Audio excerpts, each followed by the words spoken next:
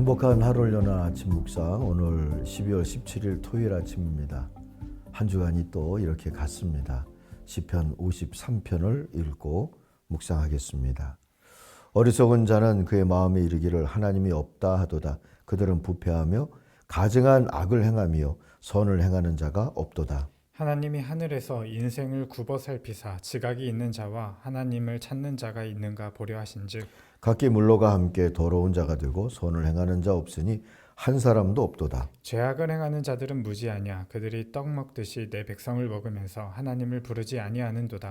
그들이 두려움이 없는 곳에서 크게 두려워하였으니 너를 대항하여 진친 그들의 뼈를 하나님이 흩으심이라. 하나님이 그들을 버리셨으므로 내가 그들에게 수치를 당하게 하였도다. 시온에서 이스라엘을 구원하여 줄 자 누구인가. 하나님이 자기 백성의 포로된 것을 돌이키실 때에 야곱이 즐거워하며 이스라엘이 기뻐하리로다. 아멘. 마음이 부패하면, 묵상 제목이 이렇습니다. 1절을 요절로 삼겠습니다. 어리석은 사람은 마음속으로 하나님이 없다 하는구나. 그들은 한결같이 썩어서 더러우니 바른 일 하는 사람 아무도 없구나. 1983년 밴쿠버에서 있었던 세계교회협의회 6차 총회가 있었어요. 거기 보고서를 보면 사람 사랑 곧 인권 존중이 하나님 신앙과 다르지 않다고 하면서 이런 진술을 합니다.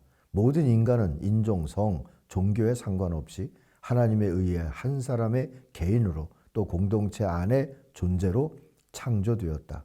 그렇지만 세상은 죄로 인해 타락했고 그 결과 인간관계는 파괴되었다. 인류와 피조물을 하나님과 화해시키면서 그리스도 예수는 또한 인간과 인간을 화해시키셨다.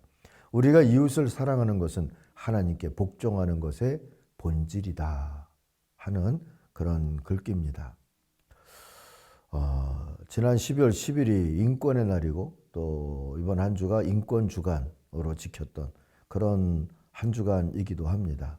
그런 의미에서 또 오늘 말씀도 또 이런 밴쿠버의 보고서도 의미를 한번 되새겨볼 필요가 있지 않나 싶어요. 하나님이 없다 하는 부패한 마음은 인권을 짓밟는 부패한 세상의 원인이 된다는 것. 오늘 1절도 4절도 알려줍니다. 어리석은 사람은 마음속으로 하나님이 없다 하는구나. 그들 한결같이 썩어서 더러우니 바른 일하는 사람 아무도 없구나. 4절 보세요. 죄악을 행하는 자는 다 무지한 자냐? 그들이 밥 먹듯이 내 백성을 먹으면서 나 하나님을 부르지 않는구나. 하나님을 부르지 않는, 하나님을 두려워하지 않는 그런 세상은 하나님이 만든 사람들을 밥 먹듯이 먹어치우는 세상이다. 그러면서도 하나님이 없다 하는 것처럼 산답니다.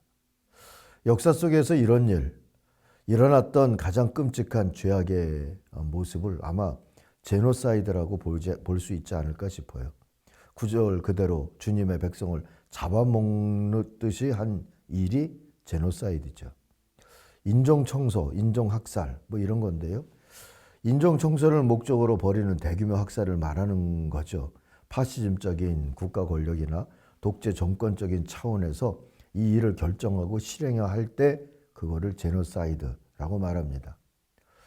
역사 속에서 보면 일본이 저지른 30만의 중국인을 죽였던 난징 대학살, 30만은 대략 헤아린 게 그렇지 그것 훨씬 이상일 것이다 라고도 하죠. 또 나치 정권이 저지른 600만의 유대인 학살, 홀로코스트라고 그러죠.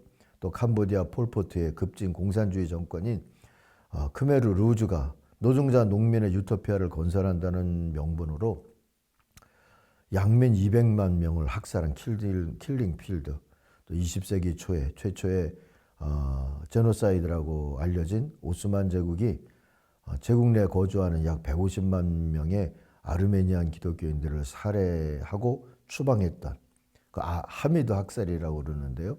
그런 사건. 또 르완다 학살을 얘기할 수 있는데 유럽인들의 부족한 차별 정책이 씨앗이 된 거죠. 다수파 후투족이 지배부족이던 투치족을 불과 100여일 동안에 50만에서 80만 명까지나 학살했던 사건입니다. 이때 학살된 사람의 84%가 투치족이고 15%는 학살에 동조하지 않는 후투족이었대요. 이미 가족으로 얽혀있는 이들이 많았던 거죠. 투치족, 후치족 서로 결혼해서 살고 있다 보니까 동조하지 않는 사람들이 생기게 됐죠. 그들을까지도 죽였다는 겁니다. 이 밖에도 수많은 인종 간의, 민족 간의, 부족 간의 학살이 일어났고 전쟁, 혁명, 이념 갈등 같은 걸로 일어났던 학살 사건은 그 외에도 부지기수죠. 다만 관련된 나라나 세력들이 제노사이드로 규정되는 걸 길을 쓰고 막고 있기 때문에 이 5건 외에 제노사이드 규정이 늘어나는 건 쉽지 않다 하는 게 아마 일반적인 생각입니다. 어찌됐든 이런 제노사이드의 시작은 하나님을 두려워하지 않는 부패한 마음에서 싹트는 편견과 혐오라고 할 수 있어요. 편견은 특정 집단 사람들에 대한 부정적인 고정관념을 말합니다. 또 그것을 공유하고 확산하는 것을 말하죠. 대표적으로 남자는 이래야 한다, 여자는 이래야 한다는 게 편견의 예일 수 있고요. 또 우리도 겪었잖아요. 염지동 상동네에 사는 사람들은 격이 떨어진다. 뭐 이런 거. 어느 지역 사람들은 뒤통수를 잘 친다. 또 미주나 유럽인보다 아시아, 아프리카 사람들은 이웃으로 함께하기가 위험하다. 또 교회 다니는 사람들은 말만 잘한다. 뭐 이런 거 다 편견이죠. 근데 이런 편견들이 혐오 표현을 낳습니다. 조롱하죠. 또 위험시하고 위협하고 집단 따돌림하고 거짓 뉴스를 만들고 그래요.